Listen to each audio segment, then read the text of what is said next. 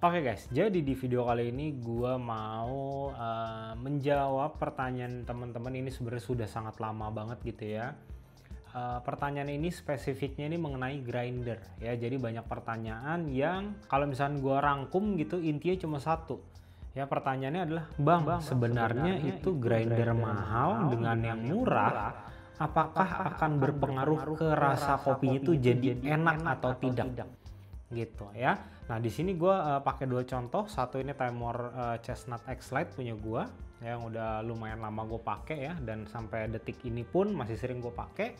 Dan satu lagi gue bandingkan dengan Comandante. Nah, Comandante ini gue dipinjemin sama Komersial ya, terima kasih sudah dipinjamkan. Nah, mungkin nanti teman-teman nih kalau mau cari-cari mobil-mobil second segala macam yang mulus, yang mantep lah ya, mungkin boleh langsung DM Instagramnya Komersial ya. Oke, jadi gue akan bandingkan kurang lebih dari dua grinder ini dulu ya. Kalau misalnya kita tahu gitu ya, untuk Timor ini memang dia itu line up-nya banyak ya, dari yang entry level, terus mid, sampai yang Timor pun punya line up yang bisa dikatakan apa ya, flagship-nya lah ya. Setahu gua Timor Chestnut X-Lite ini nih masuk ke levelnya atas lah, atau bisa dikatakan sempat jadi flagship kalau menurut gua ya, karena memang dari segi konsistensi gilingannya segala macam itu dibandingkan dengan harganya udah benar-benar bagus banget. Nah, kalau teman-teman belum nonton video review gua yang ini ya, nonton di sebelah sini dulu aja nih, di sebelah atas ini. Nah, di sini gue mau jelaskan langsung ke materinya. Yang pertama teman-teman ya, Bang, ini rasa kopinya tuh bisa jadi enak atau enggak kalau misalnya gue pakai grinder yang mahal ya. Baik lagi, di sini kita luruskan, samakan persepsi dulu ya. Mahal ini untuk grinder manual gue kategorikannya mungkin udah 2 juta ke atas deh ya, atau dari 2 juta sampai mungkin sampai tidak terhingga lah ya. Terus kalau medium itu mungkin dari 2 juta sampai ada di 900-an lah. Kalau misalnya yang entry level itu ya udah pasti 900 ke bawah ya. Biar di sini teman-teman tidak bias lah. Oke, karena gue sudah sangat banyak nge-review grinder mau yang manual, elektrik gitu ya. Jadi kurang lebih gue ini sudah bisa tahu, oke, kalau misalnya harga sekian ini masuknya nih levelnya ke yang mana gitu ya. Yang pertama teman-teman harus paham, grinder itu tidak akan merubah rasa kopi teman-teman jadi enak. Oke, di sini harus kita samakan persepsi dulu ya. Kalau misal bisa dikatakan gini lah, kalau memang kopi itu tidak enak gitu ya, mau pakai grinder apapun, semahal apapun, sekonsisten apapun, rasanya tetap tidak enak. Oke, jadi yang paling simple adalah grinder ini kalau kita lihat dari fungsinya, dia kan akan ngegiling ya, mecahin partikel dari biji kopi yang gede deh jadi partikel yang lebih kecil. Oke, nah semakin mahal grinder ini sudah pasti itu tingkat presisinya tuh sangat-sangat baik lah. Nah, biasanya kalau misalnya kita udah bicara grinder-grinder high end gitu ya, atau yang flagship atau yang 2 juta ke atas, rata-rata burnya itu pertama sudah pasti antara dari stainlessnya pun yang sudah grade-nya tinggi, atau titanium, dan proses pembuatannya CNC ya. Jadi teman-teman di sini jangan salah paham juga, karena banyak juga yang DM ke gua katanya, Bang, ini grindernya tuh burnya bahannya CNC. No, CNC itu nama prosesnya ya. Bahannya kalau udah 2 juta ke atas mungkin sekarang sih ya rata-rata grinder manual itu memang sudah banyak yang pakai stainless, tapi spesifik 2 juta ke atas itu stainlessnya sudah pasti mungkin 314 atau 316 lah. Terus melalui prosesnya CNC. Nah, itu udah di cutting sama mesin gitu ya, dan itu tingkat presisinya tuh sangat-sangat baik. Efeknya apa? Nanti efeknya ketika kita giling kopi, partikel pecahan kopinya itu jadi lebih konsisten, jadi lebih bagus, lebih seragam. Efeknya kemana? Efeknya ke rasa.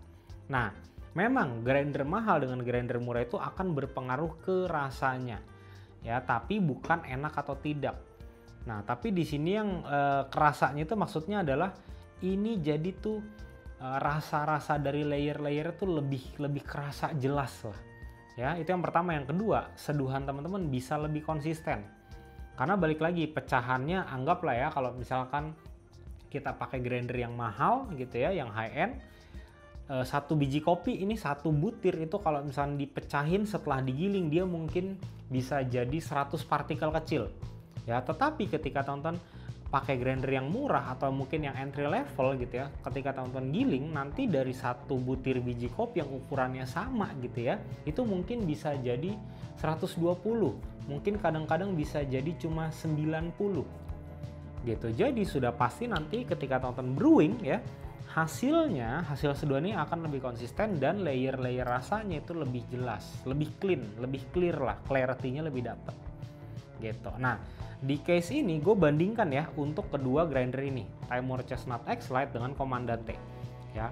Kalau secara kasat mata gue lihat ini kondisi burinya masih bagus, masih oke, tidak ada yang somplak atau tumpul gitu ya.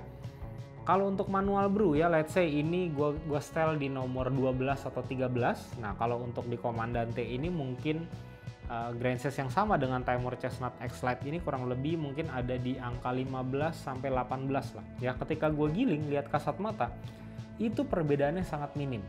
Dan ketika gue bikin pakai manual brew juga ya, ini gue udah mungkin hampir 1 mingguan ya, gue coba compare kedua grinder ini untuk manual brew. Ini kurang lebih tuh rasanya sama lah, layer-layernya pun sama. Dari segi brewing time-nya pun mirip-mirip. Keduanya ini konsisten. Nah, terasa perbedaan yang signifikan itu di espresso. Ya, gue espressonya di sini pakai TBK 01 Pro, itu alat yang pertama. Yang kedua gue pakai Altin Nano. Ya, keduanya ya kalau misal di sini gue set kalau nggak salah di nomor 11 atau nomor 10. Kalau di Timor Chestnut X-Lite ini gue set di nomor 3 atau 2,5 ya. Itu dari segi layer rasanya memang lebih kerasa yang di Comandante. Ya, ini gue sudah benar-benar hitung brewing time-nya ya, waktu ekstraksinya itu mirip-mirip, identik lah. Paling bedanya cuma sekitar 2 detik, 3 detik doang. Ya, ini memang dari segi layer rasanya lebih jelas ketika gue pakai si Comandante. Tetapi bukan berarti yang Timor Chestnut X-Lite ini tidak enak. Enak juga, rasanya tuh sama teman-teman ya. Rasanya sama tapi layernya lebih jelas di Comandante.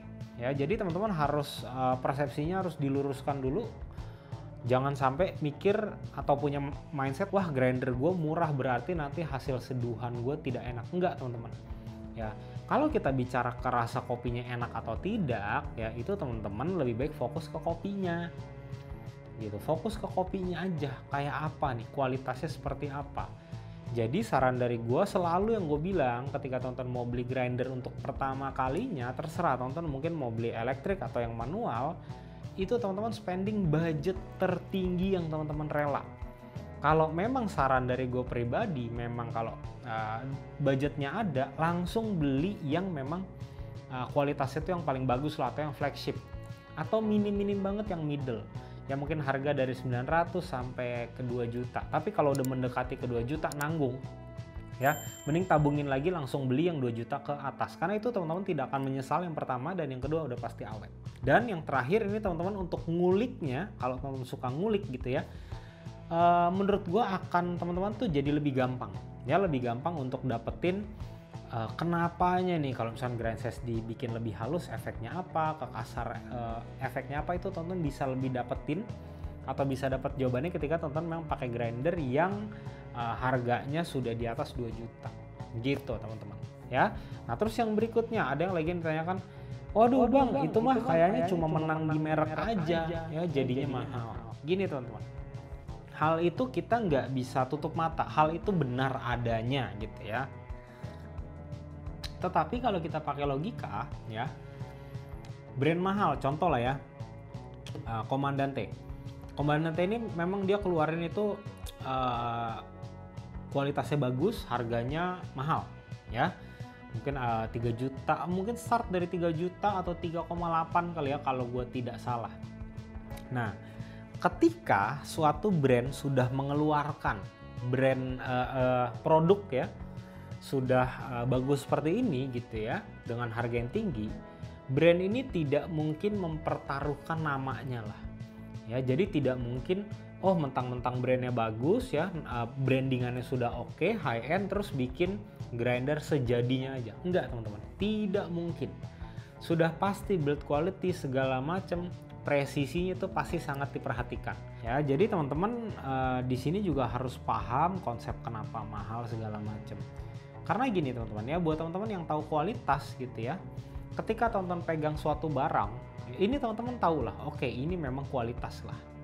Ya, sekali pegang aja tahu, nggak usah dibuka-buka lah. Sekali pegang seperti ini itu pasti akan tahu. Gitu.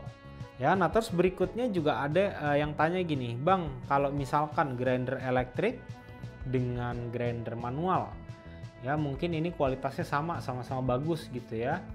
Ini gue ngomong dari kualitas ya, bukan dari harga ya. Karena kalau dari harga, misalkan ya, electric grinder 4 juta, manual grinder 4 juta. Kemungkinan besar manual grinder ini kualitasnya sedikit lebih bagus lah dibandingkan si elektrik ini, menurut gue pribadi gitu ya. Nah, balik ke pertanyaan yang tadi. Misalkan grinder A elektrik, grinder B manual. Ini kedua kualitasnya sama. Nantikah hasil seduhan itu rasanya berbeda atau tidak? Atau signifikan atau enggak? Ini ada mungkin sekitar 4-5 orang yang DM ke gua tanya hal ini ya. Begini teman-teman. Kalau misalkan teman-teman itu di cupping ya, dan teman-teman lidahnya memang sudah terlatih atau sudah terbiasa cupping, udah bisa membedakan, itu teman-teman akan kerasa perbedaan rasanya. Walaupun sangat tipis ya, perbedaannya bukan kerasa, tapi lebih ke karakteristiknya. Ya, rata-rata kalau misalkan gue pakai grinder manual ya, gue nih bisa dapetin sweetness-nya itu agak lebih tinggi sama acidity-nya lebih bright dibandingkan gue pakai grinder elektrik. Ya, secara general seperti itu. Tapi balik lagi, ketika diseduh berasa atau enggak, gue pribadi kalau diseduh nih, gue agak sulit untuk ngerasain atau ngebedain mana yang grinder elektrik, mana yang grinder manual gitu. Kenapa seperti itu Bang? Karena gini, ketika kita nyeduh manual itu banyak banget variabel yang bisa berubah. Kayak banyak banget yang bisa berubah. Contoh dari pouringnya teman-teman, mungkin nanti yang seduhan pakai electric grinder ini ternyata tuangannya ada yang lebih deres atau agitasinya lebih tinggi, itu akan berpengaruh ke rasa. Ya, jadi menurut gue balik lagi, intinya dari semuanya gitu ya teman-teman, gak usah terlalu memusingkan atau mikirin wah grinder gue kualitasnya kurang bagus atau wah grinder gue murah. Ya artinya gue gak bisa nyeduh kopi yang enak terus langsung berkecil hati, langsung gak mau ngulik. Jangan gitu teman-teman ya.